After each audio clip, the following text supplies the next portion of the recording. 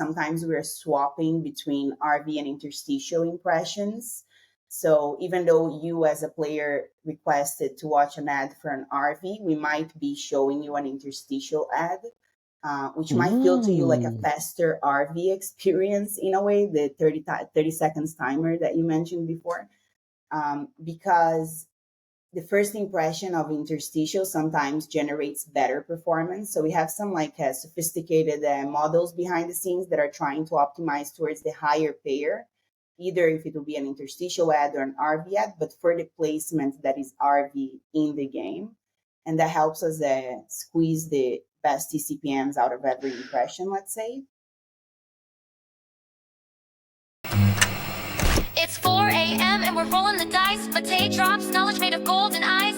Felix with ads making those coins rise. Jack up designs, worlds chasing the sky. We're the 2.5 gamers, the midnight crew. Talking UA adverts and game design too. Mate, Felix, Shaka, bringing the insight. We're rocking those vibes till the early daylight. Mate, UA, master eyes on the prize. Tracking data through the cyberspace skies. Felix stacks dollars like a wizard in disguise. Jacob's crafting realms lift us to the highs. 2.5 gamers talking smack. Slow hockey stick, got your back. Ads are beautiful, they light the way. Click it fast, don't delay.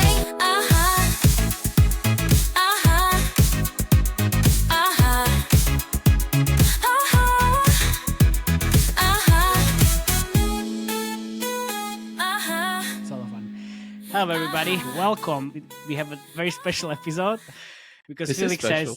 says this is very special, but we always have a special. This is a very, very special episode. We are going to be like ultra special anytime soon. But before we start, my name is Matej Lančarič. I'm Felix Broberg. And I'm Jakub Remjar. And we are your hosts. Are your hosts. Yeah. Maybe sleeping at the wheel. Next time. Maybe next time. And why is this special? Because we're talking about Screwmaster 3D, and we have Guy and Samantha from the team. So it's a live review. Welcome, guys. Can you introduce yourself and the company and the game and everything? Samuel first. Ladies first, yes. Sure. So hi, everyone. I'm Samantha. I've been working in gaming in the last 7 years, plus minus, in Supersonic since the start of it. Currently, I'm leading the growth and creative activities in Supersonic, and it's great to be here. Thank you for having us. Awesome. And I'm Guy.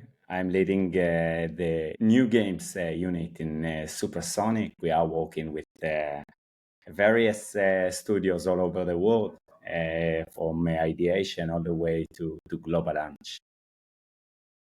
Awesome. And we are here to talk about Screwmaster 3D and we started this journey of talking about hybrid casual a long time ago. So finally we have you guys here as well, so we can talk about all the fun regarding the Screwmaster 3D, because we read interesting things about retention, profile, and whatever else that you were able to share, and how you were actually working with Chinese developers and how you are translating WeChat mini games towards the West. So let's start with our usual approach, where Jakub opens the emulator or go over the game, and then we kind of ask questions. We have a lot of questions, loads of them. And then also, look, we are going to talk about a few things, numbers, and then you correct us if we are in kind of the right. If we're wrong, we like hearing about it. Yeah, exactly. If you're right, just blink twice. Maybe we can talk about it. Okay. Yeah, so let's talk over the game as usual. So this is, I think, the 4th or 5th kind of game from the Screw series that we're doing. Or It's growing like crazy. Yeah, the whole physics genre, which kind of fits our unique puzzlers prediction that's supposed to be, especially this one, because this is, again, if I understand, it's still deterministic puzzler, meaning that the levels are still the same in between the rounds. Similarly, like Color Block Jam is currently killing it on the other Lego front, which is not really opposed, but yeah, the Screw category, let's say, is growing very, very fast. So the game itself is, if we start here, following on the Screw Jam thing, basically, which was these plates that you had to kind of unscrew, and there was pretty much two-dimensional gameplay really to it. And now we are moving more towards 3D. Same with Screwdom, and Screwmaster is pretty much going for that. I guess that also helps with UA because these shapes are, as you see here, quite familiar. It's not really just like blades here and there. And we also have the usual tension mechanic, which is coming from the Bass Gem and all these other roguelike kind of titles where there's this kind of bench setup where you cannot go over your bench, otherwise you lose, and you have predefined slots that you can or that you need to populate. And these kind of, as we, let's say, we finish this one, a new one comes in, and then it kind of continues there. The model itself is very kind of zoomable and elastic. These levels take much longer time, as we have said before. This is not your typical 2 to 3 minute puzzle. These can take sometimes like 10 to 15 minutes. I've seen worse. So that's there. And yeah, it's very engaging because, again, it's physics. So once we start to actually unfold this thing, it's going to fall apart and then reveal more of these blocks as you progress and eat it like an onion from outside to the inside, which then comes the hard part where decisions really need to be made, where I'm gonna run my bench full. The tension for these two ad placements is gonna be very, very strong because suddenly there's literally no moves for me to move forward other than either using boosters or watching the ad placements increasing these things. And yep, that's it pretty much. I think very, very light meta for now. Like I just saw a few events yet. That's one of my questions later down the line, but yeah, that's it. Can you give us a little bit more, like your view, Guy? I guess I keep playing because I can't keep playing and talking at the same time. Yeah, it's very hard to play and talk. Before you start again, we started with first Screw 3D whatever game review some time ago, and then someone from China actually reached out, like said, Screwgem. Was Screwgem? Okay, it was, and there's like this is a very big hit anyway in China already, and this is also something that you've done. So can you talk a little bit about like how did you adapt this for global markets? Like what was the actual process coming from when? Like how did you come up from like WeChat and like transfer this into West? So I will start. We are always on our way of exploring new markets, and we pay a lot of attention on WeChat to see what works well. We follow the top charts, what's popular mechanics. As you said, this screw mechanic is very popular in the last year. We see it not only in China, by the way, in Vietnam as well, super popular. And we are tracking the retention of those games, and we try to find this, we call it juice. I don't know how popular is this term, but to look for this juicy part in the game, of course, supporting by the data once we see it. So we are getting deeper to understand what they miss or what can we do better with this game. And that's what makes us, in this case, to move forward with EO Games, our partner, our Chinese partner. In this case, it was that simple. The retention was amazing from first place. We saw something very hooking, very engaging with this game, and we thought that with a bit of work, with some tiny changes, we can scale it up really, really fast, and that's what happens. Sam will elaborate about how we scale it, but the fact that we could do it in a very, very fast pace says a lot about the hooking part or the juice part of this game. So how does that process look like in terms of the, like you said, the speed? So let's say today you find a great game with the great retention and juice in WeChat. How long does it take you to actually transform that into Western like launch? So in this case, it was like super speed, like in less than 3 Supersonic? months. Supersonic, yeah. It definitely meets our values, our name and values. So the speed in this case, especially that this market was, I wouldn't say saturated, but it's definitely had getting crowded. Yes, getting crowded. It's a great term. I would just also add that it's about working with the right partners, and we could give a lot of credits to the studio as well, because they're very fast speed with Supersonic, and they were able to adapt and implement and follow the guidelines that we were giving them in a very efficient and high deliverable way. So that also helps, of course. Depends on who you're working with. So do I get it right that that's a Chinese studio? Yeah. And therefore, okay, this is the other question on top of it. Were they the ones that like captured the trend and told you like, okay, we should hop on this trend? Or was this some external team initiative that you have, like research team, or like I mean, like who's the one watching the WeChats? So we have our team in APAC, amazing team that based on Unity Beijing, and they are always looking for new games, popular games. We're not trying to invent from scratch anything. We just like to find the things that most users like, and once we pull it out, we work very fast to scale it high.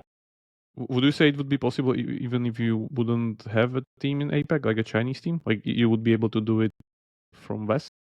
It's much more complicated.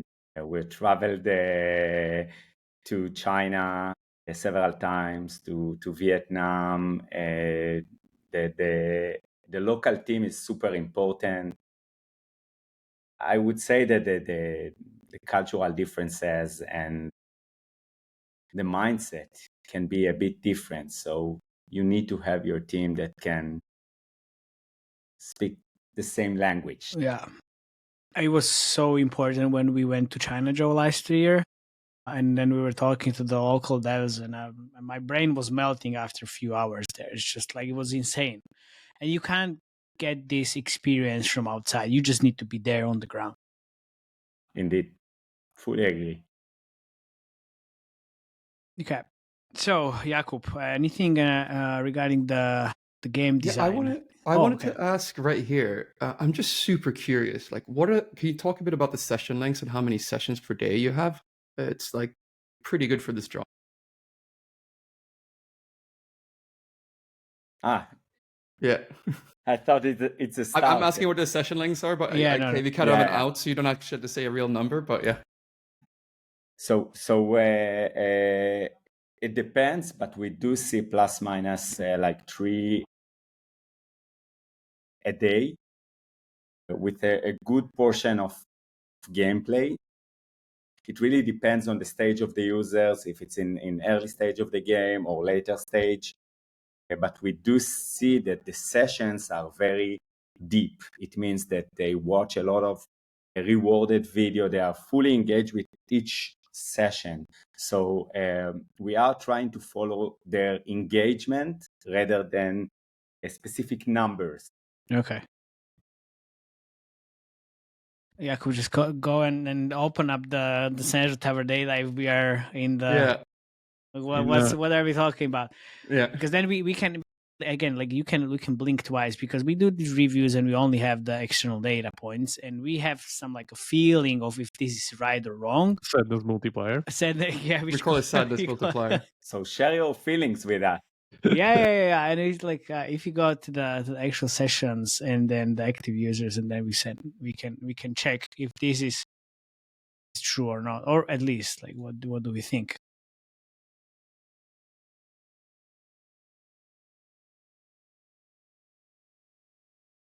Yeah, it's about right. It's between 3 to 4 sessions a day, and the sessions, as Guy said, they're pretty deep. So it's a good estimate.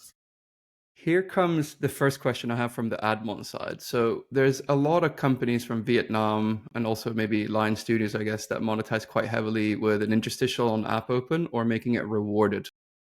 What are you guys' thoughts on that? And I'm assuming you must have tested it, right? Not in this game, I will say, but definitely it's something we tested, the app open interstitial format. I won't say that we saw huge success with it yet. And it's a bit, in a sense, it's a bit aggressive, yeah, because even though it's usually a very fast static image, or it depends on the ad type, it's something that it's at the beginning of a session. And it's one of the most valuable impressions in a way, because the first impression a user is going to see. And so far in our A/B test, I won't say we have a strong opinion about it. And it's definitely not something that we are yet implementing by default in new games, especially in high retention games. Interstitial is something that we're thinking about carefully in regards to how to optimize. First, we want to understand the users, their behavior, to be able to do the best setup and experience for the lowest churn and the maximum LTV we can get. Yeah, because the main monetization point in this game is the unlock box rewarded placement, correct? It must get at least 70 or 80% of the rewarded ads because it's so prevalent. It's a Indeed. hard game. It's not easy. Yeah. Yes. Yeah, that's the whole point. It's a hard game, but very forgiving. Like we are not punishing the users. Like we can talk about other meta events that other games are doing, but we're trying not to punish the user. So even when you fail, you can start over, and you have many exits for this failure. Yeah, like the revive we offer is basically the same as the unlock box. And the unlock box in-game is a very successful placement, is generating above 60% engagement rate. And I think it works really, really well because, it's, first of all, it's the best in-game booster we have by far. And it makes it easier to complete the level faster for the users. It's more dynamic and fun to play. And we actually seen that the sense of mastery in this type of games is something that users, like players, are seeking for. So giving them this opportunity to advance faster and to win at the first try by having all these different RV offers in the level is something that is very successful, especially on Screwmaster. I played the game, and I've watched a lot of rewarded ads as a result, right? And I can't help noticing that majority of the rewarded ads are on a 30-second length and like 5 to 10-second end card. What's the kind of thinking and experimentation around that? Because it's probably one of the hottest topics for publishers, because networks push for 114 second, let's say, right? And then they always say it's the best thing since sliced bread, and then your retention figures tend to disagree. Right. So I will say that we are not that strict with how long an ad that is showing in our supply should be, let's say. We do see that it's becoming more common on the user acquisition side, let's say, to run longer videos, longer ads, and they do generate like good performance, high ECPMs for the monetization side. But we, on Android specifically, I don't know, like, what did you play, iOS or Android? This is Android. I played iOS, but this is Android. Yeah. iOS, Okay. yeah. So I would Jakub is say that Android. on Android, we are more strict because of all the better ads experience policy. So we are watching out a lot for the timers and the length of the videos in our supply. But on iOS, a bit less. And if you caught exactly 30-second videos and 10-second end cards, it's probably by chance. Because got you lucky. could also get longer ones. Yeah. Did you try it with the shorter ones and longer ones? What kind of ECPM degradation did you see as a result? You mean on our, like on the monetization side? Yeah. So we did no, because you need to basically, if you want to A/B test that, it's like a very complex A/B test. It's not a setup that you're doing on our side. It's a setup of the networks, right? And we do always ask the networks to keep certain guidelines in terms of length of ads, especially on interstitials, a bit less on rewarded. But it's not usually always one-to-one. There's always ads that are longer than what you expect because the user doesn't know where to click or how to click it in the right time. So it doesn't matter how long you set the benchmark for, the whole experience is a bit different. We do use ad quality to track the overall length and quality of the ads running in our supply, and to make sure that we minimize churn. And if we see that there are certain creatives that are really causing like a high churn, then we will go and block them, remove them, try to be more strict with their video length, let's say. So ad quality, I think, is the place we go for the analytics behind it. And based on the specific cases we see, we might go and decide to do optimizations around that. But there is not like a set rule if that's what you're looking for. Yeah. Wait, do you use that those creatives that are causing high churn to inform your brainstorming sessions, and then use those creative angles to create new creatives? Okay, we're mixing now. We're saying if I take, we're I mixing know. UA and It's monetization. I know. okay, It's it's a a good thing that different. All over I the It's a place. different know, thing. Yes, so I'm just. it will be okay for me. But basically, of course, we take insights, let's say, Awesome. from creatives that are running in our supply. We try to understand what's working best, what's taking majority of the impressions, what's trendy beyond just what we can get from a sensor tower, of course. So the creative team, let's say, is connected into the platform of the mediation in the sense of understanding the ads that are running in our game so that they can get inspiration, ideas, trends, and so on. Yeah. Yeah. Sorry for mixing things. Yeah. It's okay. For those of you listening, just to crystallize this. So Level Play is one of the biggest advantages with the creative review tool there. It shows churn. So basically you can see what creatives are causing the most churn from your game. So clever UA managers have figured this out. Exactly. And when I'm talking to the different UA managers like this, like, oh my God, we can do it. It's like, yeah, well, of course you can.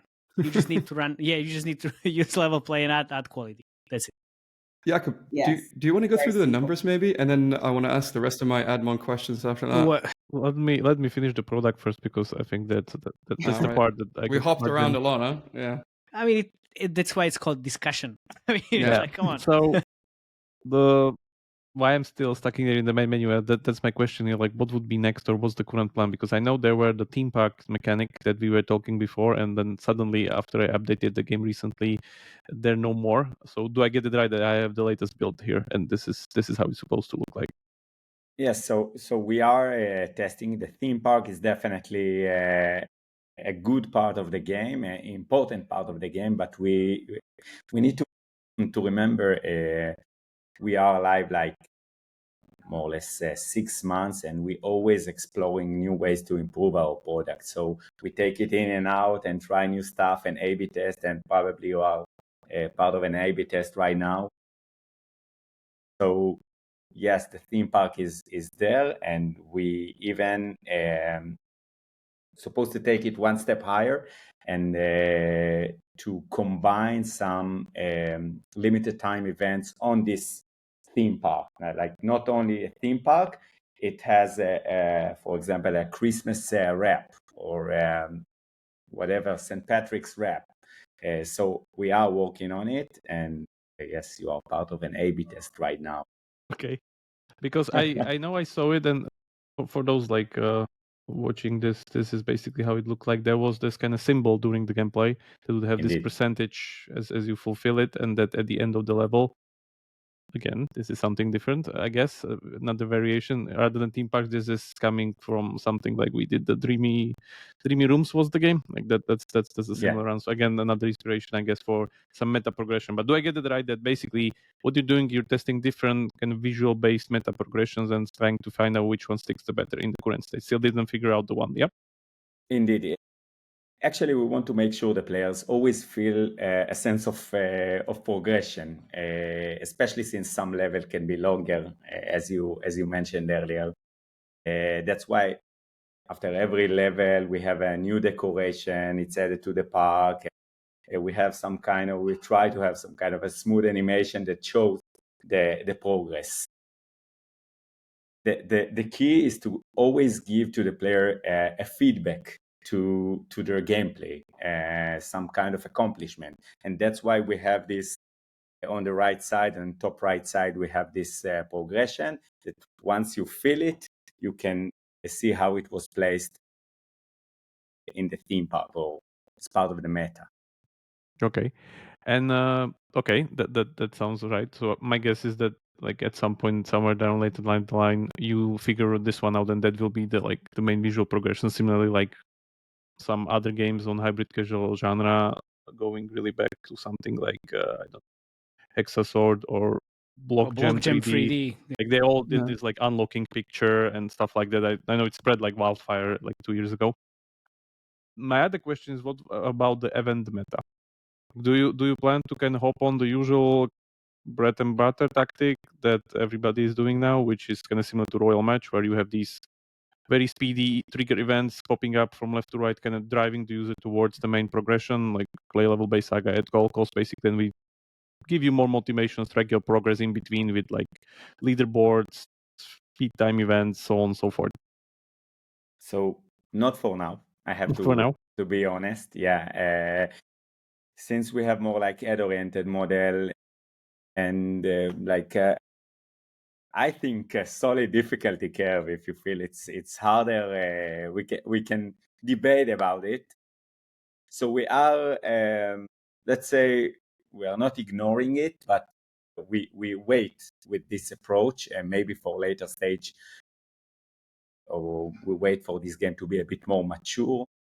The games require some kind of skill and luck elements, so we're trying not to punish the users. And when I play a Royal Match, which is amazing game, I'm always afraid to fail, to lose. because of streak mechanics. Yeah. Exactly. Because of the strict mechanics. And at the moment, we don't want the users to feel that way. More relaxing experience, basically. Yes. Although Mhm. I can Getting accept the levels can be a bit hard. We still want to keep it more relaxing, and maybe in later stage when the game will be more mature, we will take this approach. But at the moment, we prefer to take it solid. Let's finish the difficulty question, because this is my like really one of the biggest questions that I have here is in Screwmaster. When I was looking through the other Screw game, especially once we review Screwdom, like the genre Yeah. leader with IP revenue, in those games, or let's say in Screwdom, you can click on an object and make it transparent to see screws that are behind it, over it, pretty much like make it somewhere that you put an example here. So what I'm talking about. Yeah, so for instance, these blocks, I don't know what's there, but if I click on the block, I see what's under it or what's hiding, Yes. which makes the thing much easier. So which is very regarding smart, the I have to say. Yeah. So was this a deliberate decision that you followed, that like, for instance, difficulty curve is better this way, or did you tested it, or what's your take on this? So since it's a Screwmaster is still a new games, we are at the moment focusing on more refining the core, the level design, the APS of each level before we moving forward. We are actually used it for inspiration, the screw through. Okay. As an inspiration for some new ideas that we are working at the moment. But for now, we are focusing more on improving the level difficulty to find this sweet spot, and we believe that the see-through can Disrupt it? Yeah, exactly. And Okay. that's why we prefer not to develop it at the moment. And we are working on some great surprises that are inspired by this great feature. Yeah, that's great, because I can fully understand that like it could pretty much take the game to the point where your design space to create difficulty gets very limited, and I guess Indeed. that's like a giant hammer on the difficulty pretty much. So yeah, I can understand. Thanks. Shall we then move to the numbers then, or Felix, what do you want to do? Yeah, numbers, Yes. and then add questions. Yeah. Add questions. So, what daily active users, your favorite metric? Let's look at downloads first, and the IAP revenue, right? And then just to get an idea. So downloads are stable somewhere 40K a day. Again, as multiplier applies. So I think so. But then Here's the US, nice- with yeah. US being first, so pretty good traffic. And Then- then revenue-wise, again, this is only IP. We don't see ad one Which stabilized. then that's the question, like what's the actual revenue split? The Then ratio. The revenue ratio. split here, it must Yeah. be 80 or 90% I would- ads, because yes. you watch so many rewarded ads in this game. Yeah. That was my assumption as well. Based on the active user base as well. I mean, come on. It has to be. 100K. We can confirm that it's a very heavy IAA game. There is Okay. no doubt around that, but it still generates some in-app purchases, and we're still, as Guy said, on the very early stages. So there may be changes that we see going forward, also regarding that. Then In if fact, you the go, most popular IP products are like the skip its and the boosters, and it says a lot about the fact that the main focus on this game is like on rewarded videos. They watch, the users watch dozens a day. Okay. So if you go to actual retention profile, if you have one, then we can then compare the nodes, because you release some numbers which says, well, I have it here, day one retention is 45%, but then there's day 30, which is 15%. And then like it's also, let's see what sensor. Those are US numbers or global, or what was the? I can. US. US. Okay. Well, This we is have, US. yeah, we have US iOS. We have 11% day 30, which is okay. So we have 15%. And then I would say day 90 should be also quite strong. Here we have 4 here, but what I would say, well, like 6, 7 at least. Yeah, definitely. We like this is I think what makes Screwmaster in our eyes at least a hybrid game. Like the way we're looking at a hybrid game is not necessarily it has X% IAP revenue, but Okay. it's mostly about the stickiness of the users, how long they can play this game for, and the deepness that we can go in it. And Screwmaster has like pretty good benchmarks, I think, for the world of hybrid casual when it comes to retention. We do see around like between 5 to 7% average, let's say, on day 90. And I think the That's very good. sustained engagement that we generate in this game is what leads us to keep it at a high scale for such a long period of time. And it's like, it's what we're looking for, you know, the revenue comes with it. The moment you have like a good strategy on ad monetization, and with time, we can also optimize further towards heavier IAP. If this is what we are aiming for, you know, it's all a matter of like Approach. building the right game with the right potential. Yeah. Well, that was my question next. Like, okay, well, can you imagine if you flip the 80-20 to 50-50? This can generate such a high amount of IIPs, which, I mean, it's easier said than done, obviously. And I'm the UA guy, so I think it's easy. Yeah. So my question there is just like, with those insane retention numbers, right? You do monetize with interstitials. Interstitials absolutely destroy retention, but you still have quite a lot of them. How do you balance that? So I think in Supersonic, like the way we're looking at the ads optimization, we call it like full screen ads. It's a combination of both interstitials and RVs. But you're totally right that interstitials usually have like a negative correlation to retention, let's say, and it's something that doesn't go hand in hand. We are trying to first, as I said, understand the user experience, you know, see how they're playing, what they like, how they engage, how often they're watching an RV, at understanding when they get hooked to the game before we add interstitials into the pie. And the way that we are A/B testing interstitials is a lot softer, I would say, than the usual IAA games. So here it's on clean interval when it feels like a very natural pause for the users in the game in between levels. And it doesn't seem disruptive, let's say. And we know like interstitials in a way, even though it is negative towards retention, if balanced well, is actually something that we're looking at as like a pressure point even to convert users into IEP, right? And I think that's one of the beauties of what the hybrid market in general is showing to the industry, is that if you do it in the right way, you will minimize the impact to retention, but you also push those high quality users to make their first deposit, even if it won't be a high value deposit, because it's very common if you think about it to pay so you don't have an ads experience in many different platforms, right? Even outside gaming.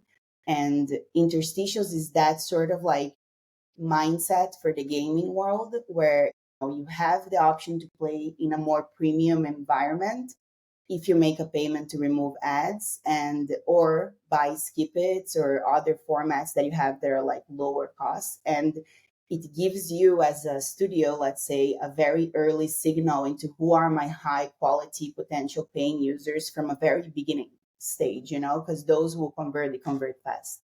Okay, that's super interesting. So how do you control the cooldown timers, and how do you kind of segment the user base on the back of that? How do we control the cooldown? You mean like what You technology could, we do you use? control it, or does everyone have the same ad I guess experience, or yeah? what Felix is asking, like, how do you do your segmentation if you have any, meaning that you don't repeal the pairs by interstitials too soon, rather kind of move it somewhere there later until they manifest and then split it into these guys going to get interstitials, these guys not, because those are pairs, or any kind of similar system. Jacob, I would just say you speak very fast.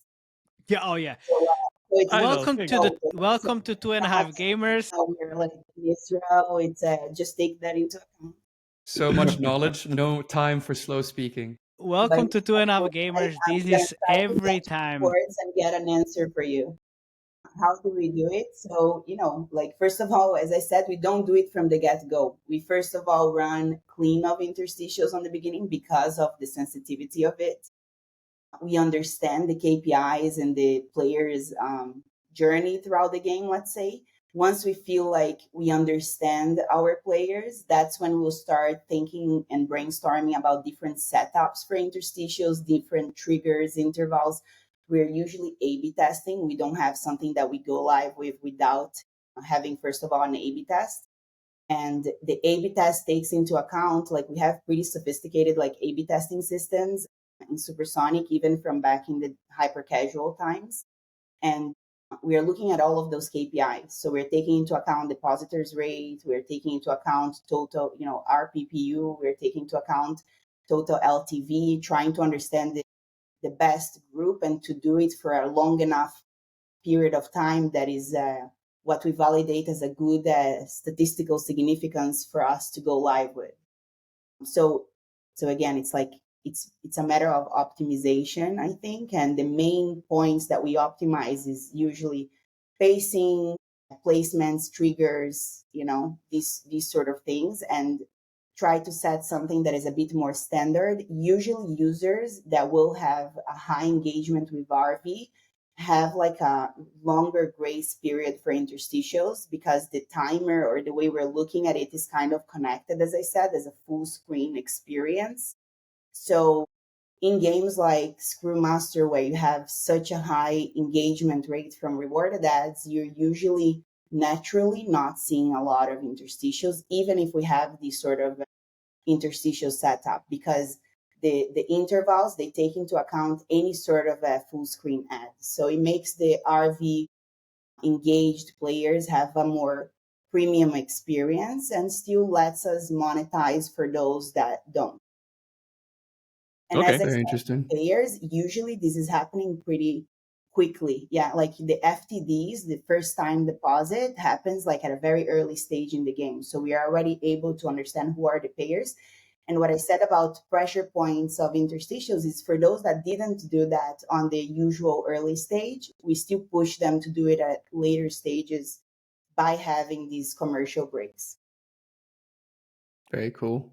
So I guess that's a really good segment for my ad revenue estimate here. So I think that you guys are generating anywhere between 8 to 8.5 rewarded ads on 65% of the user base, along with 5 interstitials on 75% of the user base.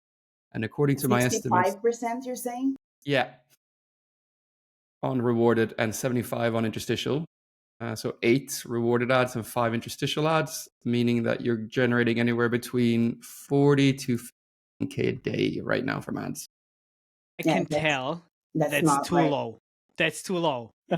It's like I can tell by the look it sounds like Honestly, yeah. no. Like I'll say that, like, yeah. First of all, yes, it's wrong. It's very low. It's a lot higher than that. Even in the DAO sense, the amount of impressions we're showing is way higher than what you're saying. But think about it that in a good game, not a great game like Screw, usually you're getting a 40% engagement rate. Yeah. So in these Yeah. type of games where you're heavily dependent on RV, it's part of your progression in a way, then it's mostly speaking to almost all of the users. Like the engagement rate is very, very, very high. Interesting. So it's like 85 to 90%. Plus, yeah, 80 plus. There Yeah. you go. Wow. So my estimate, Felix, would be anywhere between 80K to 100 at least per day. Yeah, So it's that on the 90% high brings it up to end. 75. So That's on yeah. high. That's on high. Okay. I have a No, really I mean interesting like it's question. on the high end of what you're saying. Sometimes, Yeah. like I won't say the Nice. exact All right. number, but it's Sure. definitely towards that high So- end. Nice. Here comes a really interesting question Felix on the back said of this that, right? multiplier. Yes, Felix said yeah, it's multiplier. Yeah. Even a broken clock is right twice a day. But here comes a really interesting question. So if you have that high rewarded ads, the imp DAO, right? One of the main things that happens is that you have ECPM degradation because of the recency effect. Like networks pay less for subsequent impressions than they do the first ones. What are some strategies that you guys use to kind of keep the ECPMs high when you have such a high imp DAO? So it's a great question. But yeah, so first of all, I would say that you're totally right. Like this wear out of the ECPMs or the degradation of the ECPMs is something that is quite painful when you have like a game that is so highly engaging with ads. But it is what happens. And I think that the way we are optimizing it is through different sort of optimizations. One thing that we have in the back end, let's say that it's not something that you see, is that sometimes we're swapping between RV and interstitial impressions. So even though you as a player requested to watch an ad for an RV, we might be showing you an interstitial ad, which might feel to you like a faster RV experience in a way, the 30 seconds timer that you mentioned before. Because the first impression of interstitial sometimes generates better performance. So we have some like sophisticated models behind the scenes that are trying to optimize towards the higher payer, either if it will be an interstitial ad or an RV ad, but for the placement that is RV in the game. And that helps us squeeze the best ECPMs out of every impression, let's say. And in addition to that, we also have, of course, what the industry has, as a benchmark, which is capping mechanism. So we are optimizing around how many impressions to show users on each of the placements, especially the placements, like we mentioned before, that are top engaging placements. Usually you want to generate the highest engagement rate that you can, because that means the first impression of a unique user, and that every single unique user is very valuable. But once you're already squeezing that placement into 15 plus impressions, you sometimes prefer to cap it. So you keep the experience a bit more premium in a way. You give users that also that like nudge to go towards maybe an IAP direction rather than just ads. But the important, I think, thinking behind the capping is just to make sure that the users don't feel like they're being punished, that it feels a bit more natural and not like something negative or a penalty in a way that you're capping these sort of rewards. Because as Guy mentioned as well, we want to give the players like this, what's the word you used for it? It was a very nice word. I forgot now. Giving approach. Yeah. Yeah, this like easy experience, or give them the chance to pass the level, and not have that difficulty too high. So basically, yeah. So we want to give them the ways to crack the level to feel like it's easier, faster, but we also want to cap the rewards to make sure that we are keeping some sort of like premium CPMs for any advertiser that is buying out of Screwmaster. And you never hide the unlock box rewarded placement, right? That's that would make it too hard. Have you had any luck experimenting with the really cool feature on Level Play with the where you do ad units and where you can optimize on that, and you do setting up bid floors and you send basically different requests to different ad units? You mean like what legacy wise is called like a waterfall by placement or multiple? No, so essentially it's a really cool feature where you send the first couple of impressions to one ad unit, and then on the back of whatever ECPM floor you saw for the user there, you then send it to ECPM buckets where you have bid floors that artificially keep the bid high. Yeah, sorry. So basically having multiple waterfalls, you're saying? Bid units, essentially, yeah. Yes. So we are testing that. I would say it's like a relative, like if it is the feature I'm understanding, and maybe I misunderstood it still, but like if it is the feature I'm understanding, it's a relatively new feature in Level Play, and we're definitely testing it to try. The idea behind it is pretty similar than what I said before between ECPMs of interstitials and RV. Here is just about setting the floor. Today with bidders, the problem is that if you set a floor and you don't have multiple waterfalls, then this is true for everyone. And then it kills your revenue a little bit. So by having the multiple waterfall setups and getting like competition to be tougher in a way, it helps us raise the bids we're getting, the CPMs we're getting, and the overall outcome. But it's still something that we are testing. Yeah, like I can't say that it's something that we're fully live with because it's relatively new. Yeah. Final question before we move on to UA. Skip it. How did you guys test that? How did you decide on it? It's a very hot topic. It's a hot topic and it's an old topic, I think. No, Yeah. Nobody figured out the solution but we'll yet. I guess we'll make it as a hot topic for today. So skip it. They kind of became like, in our eyes at least, the standard, in hyper casual, and especially in high RV engaged hyper casual games or hybrid casual space in this case. In my opinion, is just like a recognition of the value of rewarded ads and what we are offering. And especially in games that have a high engagement rate, think that skip it help us also save that, how did you call it, degradation or something like that, ECPM of degradation. CPMs, because instead of having another ad, you just this time skip it, right? So users who love the game, but they don't want to spend too much time watching the ads, and like they would just buy these packages of skip its. It's usually part of like most offers we have in the store. And the mindset behind it, it's almost like a subscription model. You buy a set number of skip its, you have like a X amount of playtime potentially that you can do without having to watch ads, just skipping it. It's a better experience. It gives the users a taste of what it is to be premium. We all like the free trial periods, let's say. So it's something around that in terms of like, I think of how it works and how it speaks to players. But, Screwmaster, to be honest with you, we're just like going with skip its from the get-go. So it's not like we did crazy sophisticated testing behind it.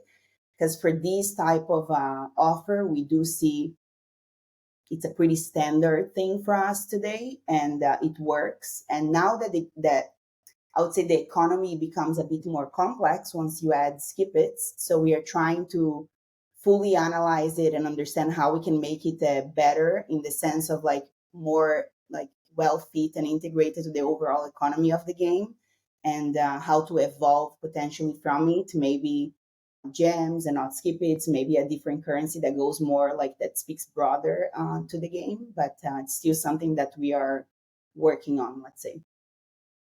Sam, while you are talking, Jacob watched another rewarded video in order to. We appreciate your money. Yeah. So do I get it right that you consider it pretty much as a part of a normal feature set for heavy ad-driven games? So Yes. that's why you didn't like hesitate or like A/B test, because I know we talked with this about multiple hybrid hyper casual publishers, and they were kind of on the fence. Like in this game it worked for us, this game doesn't work for us, yada yada yada. So I guess it's like works for ad-driven games. Period. So for the games that are very high engagement, a ton of impressions a day, like impressions per DAO a day, I think it has a huge value. Usually we don't see, like we tested it enough, in the past, I mean, and we had games that had these sort of KPIs before. So we usually see it's a positive result, Influence. like a positive lift to the LTV. And it can also help generate purchases, right? Usually. So it's like a win-win. And we just went live with it. Now there is a thinking behind the economy of Skip It, like it's not like we go live with any sort of setup. Yeah. It's not something that we are, besides for the economy, I feel like it's something that it became pretty standard for us. Let's go to UA because Jakub is stuck. Nice. Jakub is stuck. Jakub is stuck. You can watch another unlock box. It's fine. It's fine. It's okay. It's okay. It's okay. So, well, we always talk about the UA of kind of, let's call it, hybrid casual games, and it's changing quite a lot. And I mean, I'm pulling out like the May 2025, which is now when we are recording, but I'm pretty sure like the UA channel mix changed quite a lot since the launch until now. So what was the like kind of initial UA channel mix or the strategy when you were launching the game? Mm-hmm. Okay, so basically we have some sort of like a standard in Supersonic, which is usually starting with big channels that we collaborate with. So on the beginning of a launch, I would say we're opening about 4 different channels: Google, Facebook, ironSource, and Unity. Okay. And that was also the case for Screwmaster. We launched the campaigns in these channels. Some of these channels and some of the campaigns we use, they require some data and signals before we are able to open up, like VO and such. So we wait a little bit with it, but these are the channels that we are starting with. And then after we have a little bit of a better understanding of ROAS across different channels, then we are starting to open the rest, because we work with a lot of channels. Yeah, I see. Yeah, I like see basically everything in Sensor Tower, and I'm pretty sure like there's more. Mm-hmm. Okay. Yeah. So basically that's how we are launching it. And for Screwmaster specifically, I would just say that one of the unique things we saw, even though, like Supersonic, ironSource is like a family, but we don't usually see that what we saw in Screw, which is basically ironSource scaled, like we opened budgets in ironSource and it scaled like super aggressively. Like we managed to increase our spend like week over week from like much lower numbers to like 50-60K daily spend just on ironSource. Nice. Without damaging the ROAS. And one of the signals that we are always looking for when we're launching is capping, how fast we are capping on our campaigns. That's always like a good sign for us if we're capping quickly and we have to open up budgets. So here we just went very high because we saw that the cap was happening very often. Yeah. And it exploded. And it was like pretty insane because we haven't seen that since like, very back in the days, hyper casual times, let's say. And that gave us the understanding that this game is going to be very big and very good for us. Yeah, nice. So, and then, wait a second, let me check if you are, so you mentioned VO. Okay, I don't see TikTok here, so I guess you're not running anything on TikTok. Oh, we are. Okay. I wouldn't say that in these, we love Sensor Tower, we work with them, but I wouldn't say in these dashboards they have the most again, sentence, yes. Yeah, so I'm also looking into impressions. It will always be Mintegral. Yeah, I see like Mintegral all over the place, and Unity and a little bit of YouTube, but I guess like the current UA channel mix is different for you. Yeah, no, we're running with TikTok, and Okay, we're nice. running with like basically all of the different partners, also incentive channels. Yeah. Nice. So then what's the percentage of the budget going into different channels? Do you have like one big ones, or like the four that you mentioned are the big ones and then the rest is just kind of there just in case? Also, there are some big ones that are also not in the four that we start with. The four that we start with is just the ones that we set as good launch partners, let's say. Okay. So the distribution is different. It depends if you're looking at iOS or Android, first of all. Yeah, okay. And I would say that usually we do tend to see like 3 channels that are dominating, and then the rest competing with Okay. each other for the rest of the budget, let's say. But usually there's about 3, maybe sometimes 4 that are very, very strong in a game. And it's also the same thing for Screwmaster. Okay, and I guess you're optimizing mainly for AdROAS rather than just anything Yeah, blended. today, like, Yeah. well, no, we use blended campaigns as Okay. well. Why not? You know what I mean? I Like, mean, it's not it's not sure. like gonna damage anything. It's Yeah, just yeah, gonna yeah. give us the additional lift that the IEP revenue has, and we do want that to be a signal that we buy from. So whatever we do have hybrid or blended options, we are using that. And where we don't have, we're using separate campaigns like VOIA on Facebook and Yeah. VOIP, right? So we are Yeah. optimizing for both. Still, we have enough IEP signals for that, for the IEP campaigns, Okay. but we're trying to get all the revenue users type that we can Yeah, get. of course. Of course. And I see obviously like based on the channel mix, you have the videos and playables. But I guess still for this type of game, I mean, the playable is always like better kind of format because you can play, you can get the feeling and kind of qualify users basically.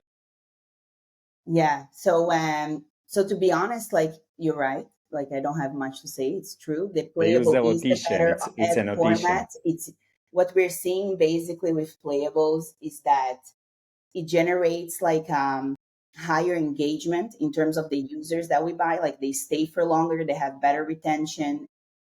Playables usually are not scale oriented in a way. Yeah, like they're more like the IPMs, the best IPMs we're usually getting from videos, but the best performance overall, especially for games like that, is coming actually mostly from playables. Okay. And I think that it was for us, at least, I won't speak for everyone, but also from our partners in Google, they said that this is very unique, that to see that playable standalone is something that was taking most of our spend also on Google, which is not something No way. Okay, so yeah. you are actually the second company that were able to say they can get scale on playables on Google. Seriously. Yeah. I've never seen that. So I thought we were the first. No, but our Wow, partners okay. on Google also said that this is not something that they are usually seeing, but yeah, it happened. Like we had a very good playable that we created based on a video, and it just took scale over all channels, basically, Okay. not just SDKs, which is usually what you expect. So in that case, like how do you approach the creative testing, and then how often you refresh creatives at that as this scale? Because you mentioned 50-60K per day. I'm pretty sure like you are somewhere plus or minus still, maybe a little bit more when you said that you have 100K per day, kind of. I mean, not saying you said that, but alluded that it might be in that range.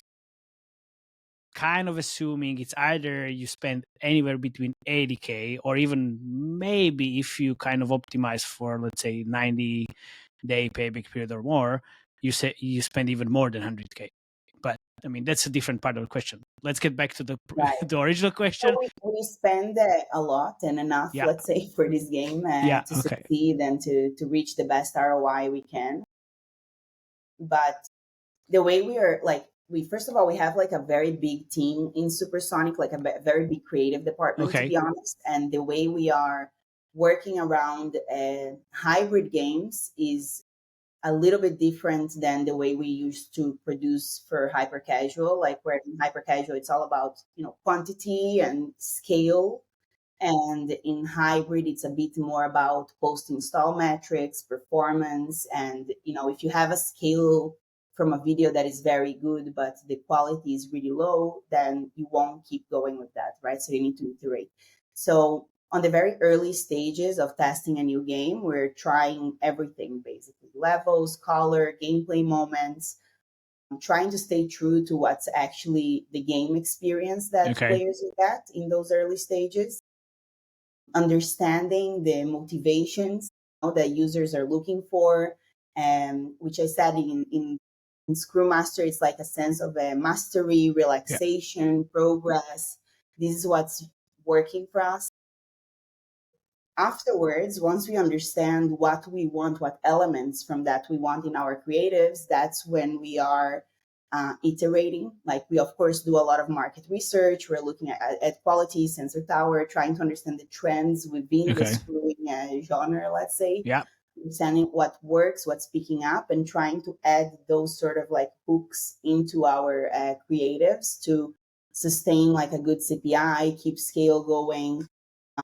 And, basically we are producing, I would say, quite a lot of video and playable iterations, and some percentage of the time also trying new, completely out of the box concepts. But what we see works best is mostly like going with the trends, iterating on what's working, a video that is working really well, just doing like voiceover on top of it, doing UGC style together with the video or the playable, and trying to take the best videos and make a playable out of it, or the other way around. So we are like trying to maximize on what we see is working after we are at scale, and a little bit also explore new things until we find some new concepts that might be good and work as well. But it's harder to generate success from new concepts, I would say.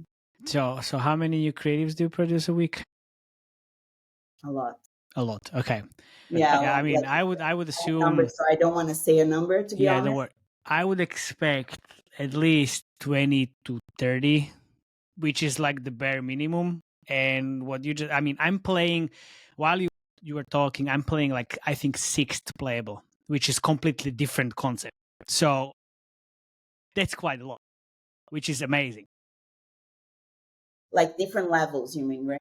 Yeah, completely different. Yeah, different playable. Yeah, like this is a video, but still, I'm pretty sure like this is eventually a playable as well.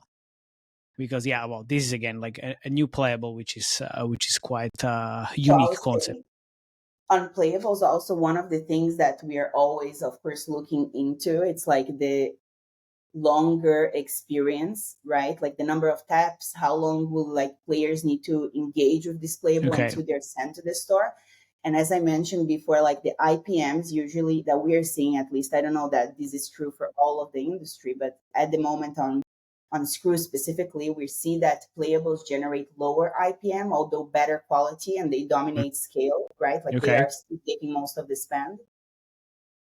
So we understood also like that there is a lot of optimizations you can do around just the number of taps, or how we call it like a endless playable experience, to get the users to really hook. That's what I'm just doing now. Yeah, it's like I can tap and just play forever. Keiko would have finished it by now. I would just say that.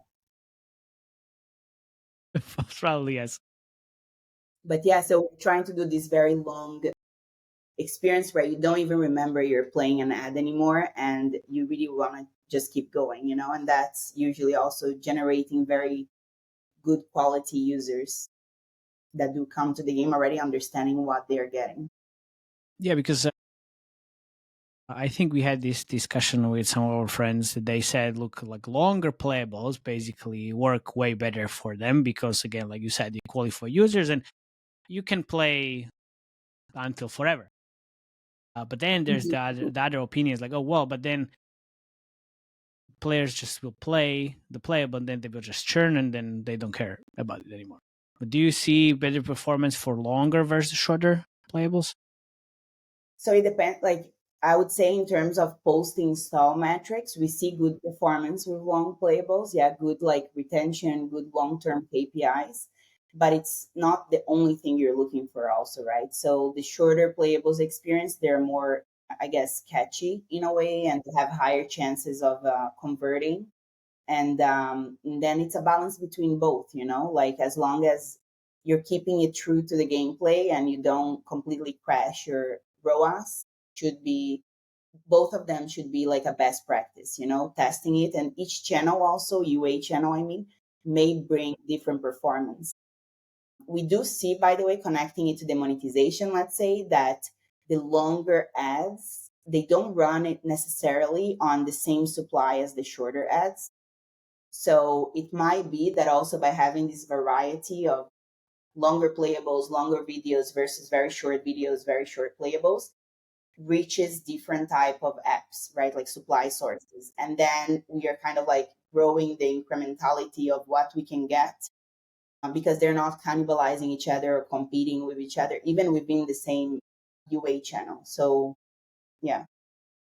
Yeah, because when I always talk about the creative depth or like the number of concepts you have, like you need to diversify. Like you have static images, videos, playables, but then this is another level. You have shorter playables, longer playables. It's the same thing with the length of the videos. You have 30-second videos, and I saw 1 minute, 30-second long videos. Again, so many different options just to get better scale. And Google, you have the bumper ads, like yeah, 5-second videos.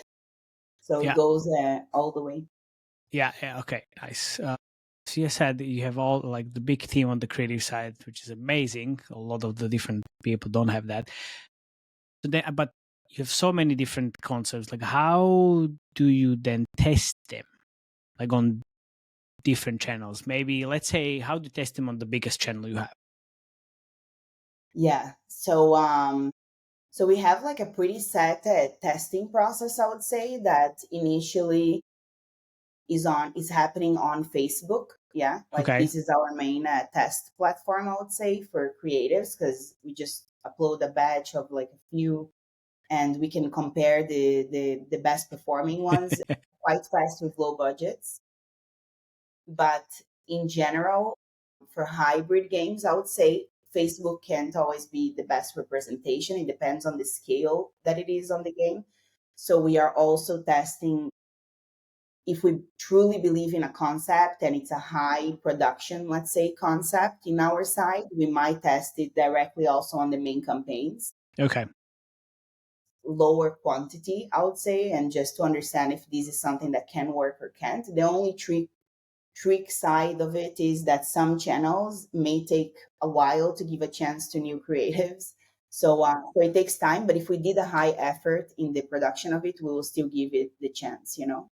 Yeah. Do you also force it in that case just to get impressions? Because, well, obviously, like there's a high chance of all the kind of gaming studios have tons of creatives, but then you have 5 winners. That's it. Mm-hmm. And then it's pretty hard to kind of give the chance to the new concepts. And then if you have a big creative team, they are gonna be very not angry but sad that they're doing all the work, but they're not getting enough feedback. Right. So I will say that because we are one unit, right, growth and creatives, and we're pretty aligned, we are also collaborating a lot on what do we need and for what Okay. channel do we need it. So we don't just produce and have no space to test it because test Okay. needs time sometimes. And there's nothing we can do because not every channel allows us to push impressions into a certain creative. And it doesn't always make sense to make a dedicated campaign that will compete. So it depends. But I would say that we are usually syncing with them, like UA managers and creative producers, to let them know like what channel needs the most focus, that we haven't seen like some that is starting to get a fatigue, let's say, and we want to develop something for that specific channel. And then the creative team will build something that it's also more focused on where we need, right? Because also different UA channels have different sort of a creative strategy trends. Yeah. Okay.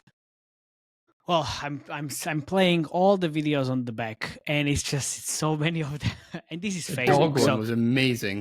yeah, yeah, it's just it's perfect. So I mean, you said like you are getting all inspiration from all the like competitors, what's trending, and sensor type or whatever else, and ad quality as well. Okay, I I'll love it. say that I can add a little bit. I don't know how much more we're talking about it, but I would just add that we are, even though we are a big team of creative in Supersonic, we are also really like into AI and Oh, tell me more. exploring all the different companies basically that are out there. There's quite a few like that are offering pretty interesting products and making it like really much easier or better for the creative team to be able to generate more with less effort, you know, and to like optimize around like winning creatives in a more efficient way.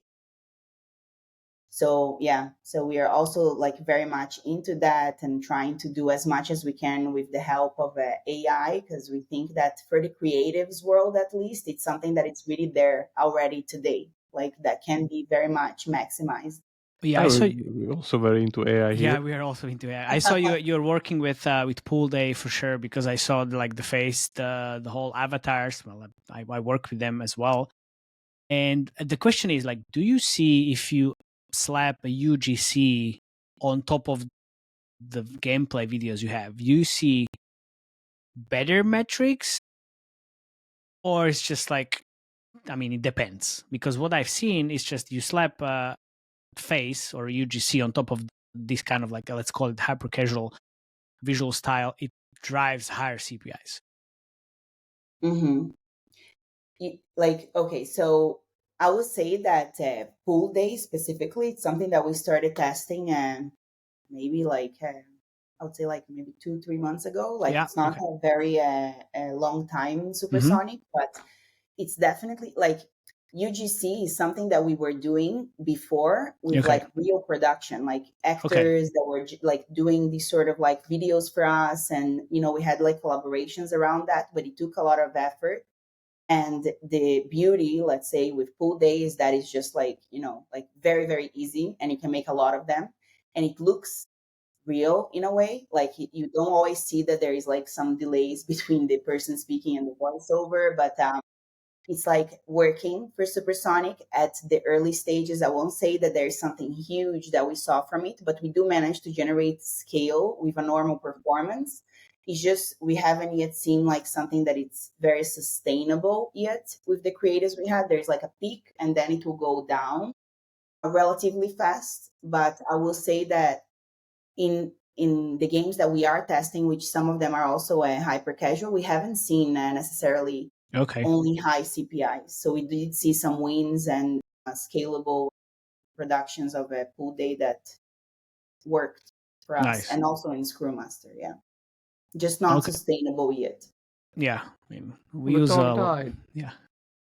I mean, well, you always save. Maybe. Oh, we'll see. Maybe you That's don't.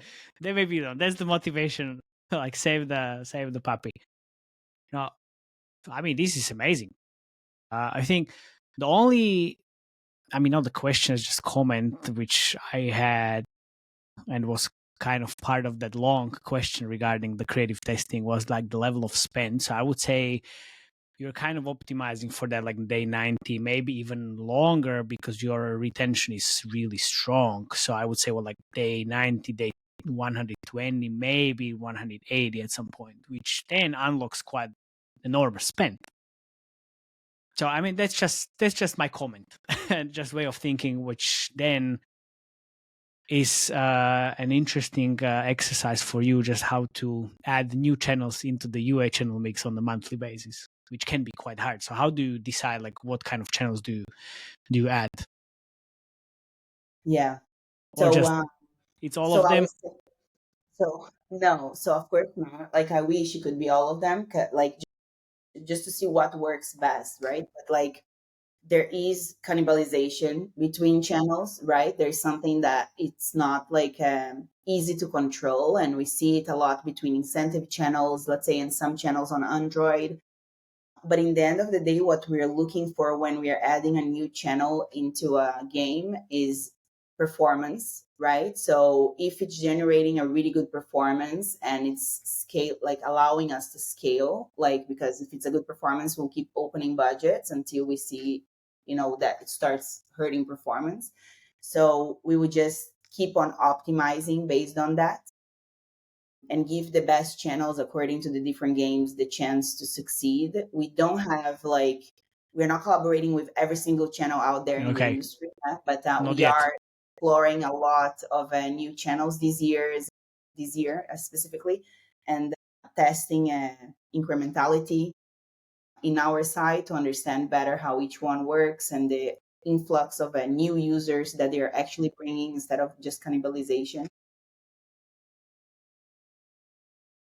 Yeah, so we are testing that. We have a marketing, like an analyst science team that is also helping us with all of that, and hybrid games or high retention games. That's why I said this year we are focusing on new channels a lot more, just because there's different types of channels that could work now for us that maybe on the hyper casual classic games weren't really relevant, right? But once you have a good retention game, there's other channels that become more relevant. So that's what we are trying to explore and find who are the best partners for us.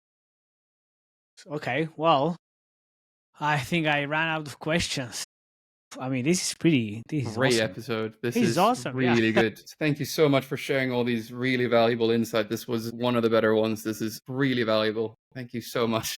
Anything else you want to share with the audience? I'll say also, I'm very open here, but you're blurred. Yeah, Felix, we're not like that. It won't. Don't worry. Like I'll your upload it in a background higher. is including you. Yeah, I mean, as soon as we stop talking into the hedge with his estimate. Yeah, exactly. As soon as we start talking about UA, it's like I just go away. Fade out. Well, now anything you want to share with the audience? I mean, obviously we will add all your contacts into the said message. I'm sorry, but it's not. It's just because why you're reading the same name for me, Oh yeah, it's Matei for Felix as well. I'm not sure. Like he does this on purpose always. Yeah, it's on purpose. It's funny.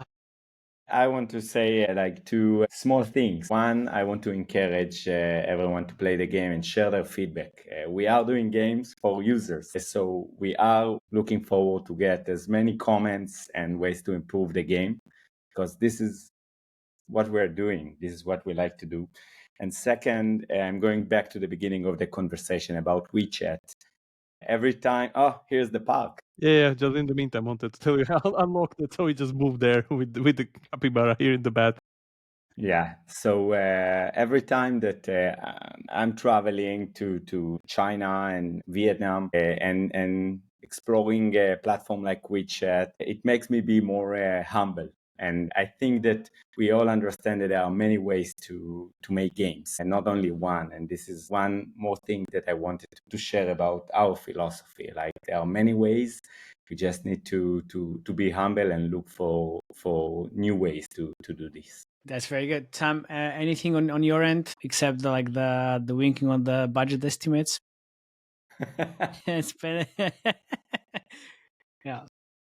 Yeah, if you want to share something with the audience, you share. Yeah, quite a lot. I mean, yeah. We didn't expect that we get it.